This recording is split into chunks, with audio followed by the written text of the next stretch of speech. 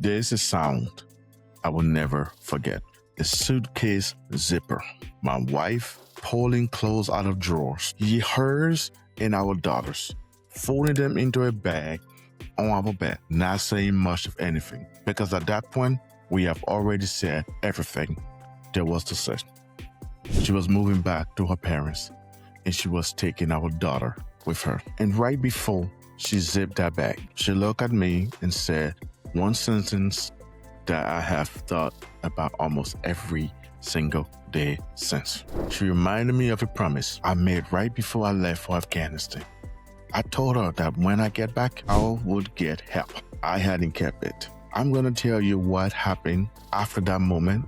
But first, I need you to understand how we got to the bedroom.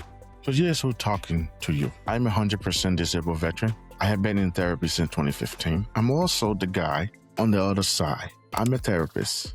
I see over 60 clients a month, which means I have lived this from both sides of the chair. I know what it is like to be the person who won't walk through the door. And I know what it is like to sit on the other side of it now, watching someone finally exhale for what might be the first time in years. I'm not going to give you a TED Talk about the importance of mental health. I'm going to give you the real one, my own story, in more details than I have told most people, and 3 stories from the last 30 days in my actual office with the details changed just enough to protect the people in them, but the stakes left completely intact. Somewhere in one of these 4 stories, I think you are going to see yourself. I need you to. I came back from Afghanistan to find a 6-month-old daughter waiting for me. Before I left, I made my wife one promise that when I got home, I would get help. I meant it when I said it. Then I got home and I did not. 3 months later, I volunteered for a second deployment. Here's the part of the story I had to sit with a long time as a therapist myself. Looking back at it with the training I have now, that deployment wasn't really about duty. It wasn't really about patriotism. Even though that's the story I told everyone, including myself. It was an exit. It was the most convenient, most socially acceptable way for me to leave a problem I didn't know how to face. You can't run from what's inside you by changing which country you are standing in. I found that out the hard way. When I came back the second time, the 6 months that followed were some of the worst of my life. And I wasn't even the one who suffered the most through them. My wife was. My daughter was. I was driving recklessly. Truck, motorcycle, it didn't matter. I was taking risks I had no business taking. And some part of me wasn't entirely bad about that. I had nightmares almost every night. I wake up and my wife would be laying there, not sleeping, just watching because she had learned to be afraid of what happened when I was asleep too. We fought frequently and consistently. Not disagreements, real fights. The kind that make your house feel unsafe even when nobody's raising a hand. It got bad enough that she consulted a divorce lawyer, or told me to. And I still told everyone, including her, that was fine.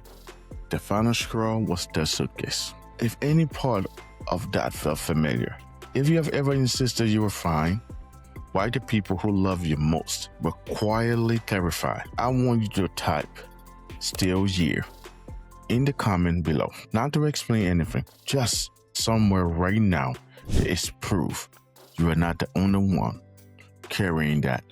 Admitting the gap exists is genuinely the first move therapy asks of you to. Last month, in my office, 2 different marriages were on the table. Not metaphorically, actually on the table. Papers drawn up, 1 foot out the door, on the table. 9 people total, if you count it out. 2 couples, 5 kids between them, who had no idea the whole world was about to split in half. I'm not going to tell you therapy is a magic fix, because it isn't. And I have sat with plenty of couples where the most loving, honest outcome was still separation. But in both of these cases, something different happened.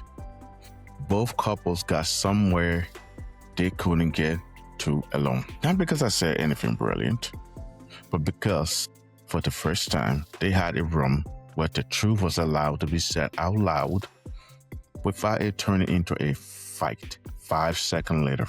One of those couples told me near the end of the session that it was the first real conversation they had had in 2 years that didn't end with someone sleeping on the couch. 9 people are still a family this month because 2 adults were willing to sit in uncomfortable silence in front of a stranger and try one more time. When I hear couples like that finally talk to each other instead of talking at each other, I think about my own bedroom and that suitcase. A high schooler sat across from me a few weeks ago, completely lost. Not in trouble, not in crisis. Exactly, just lost. The specific kind of loss where you can't picture your own life more than a few days out, and everything and everyone around you keeps asking, so what is the plan after graduation? Like, that is the fair question to ask someone who can barely picture tomorrow, right? He didn't solve that in one session. We built it piece by piece, week over weeks, and now the same kid has an actual 5-year path. Not a rigid plan carved in stone, but a real one with room to change any direction, something to walk towards, instead of just away from whatever was overwhelming them before. I think about many kids are sitting in that exact fog right now, with no adult in their life who has the time, the training, or honestly the emotional distance to help them build a map instead of just handing them more pressure. And then there's the one that probably hits closest to home for a lot of people watching this. A working mother, full-time job, kids who needs her, parents who are getting sick and need her too, in a completely different way. And on top of all of that, legal issues she didn't ask for and didn't have the bandwidth to deal with. She came in completely overwhelmed. Not having a bad week, overwhelmed. The kind where you can't tell which fire to put out first. So some days you just freeze and pulled none of them. What she has now isn't magic. It's not a magic wand that made her job, her sick parents, her legal situation disappear. Those are all still real. What she has is support in an actual set of steps. Concrete, sequenced, doable, instead of one overwhelming wall of everything at once. Overwhelm isn't usually about having too much to do. It is about having no order to do it in. Therapy gave her that order. She's not fixed. Nobody in any of these 4 stories is fixed. And that's not the goal. She's functioning again. She has somewhere to go back to every week while she works through the rest. So that suitcase, my wife zipped it, reminded me of the promise I made before Afghanistan, and for whatever reason, 5 years of therapy later, I still can't fully explain which specific thing finally broke through.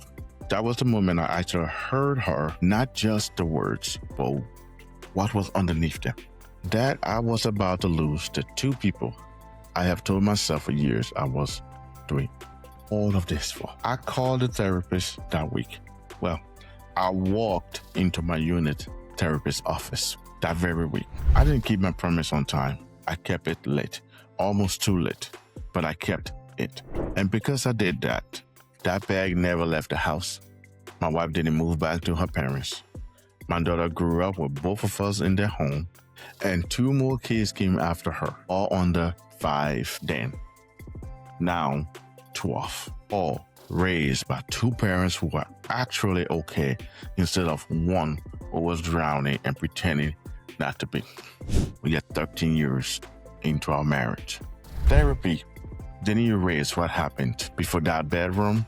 It is the reason there is an after. I think about that suitcase every single time someone sits down across from me for their first session and say, I don't really know why I'm here. I probably don't even need this.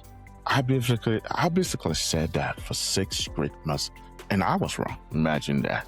If this video meant something to you, subscribe, hit like, and send it to the one person you know is insisting stay fine right now, the way I did for 6 months. Hit the hype button. Sometimes the things that finally get someone through the door isn't a professional telling them to go. It is someone who actually stood in that bedroom.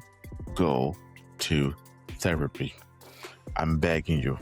I will see you in the next video, or maybe, who knows, if you're in Texas, on my couch. Stay beautiful.